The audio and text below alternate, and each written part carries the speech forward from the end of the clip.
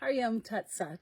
I am Swami Karma Karuna from the Anahat Yoga Health and Education Trust. And firstly, I just wanted to say happy Diwali and let you know that at this time we're celebrating and connecting into the goddess or the energy of abundance, and also the teachings of serve, love, give from our Param Guru Swami Shivananda.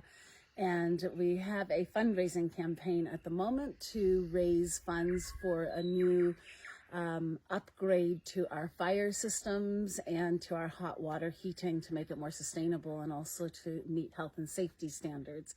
And we have been so grateful to receive a $10,000 grant from the pub charity, so thank you very much.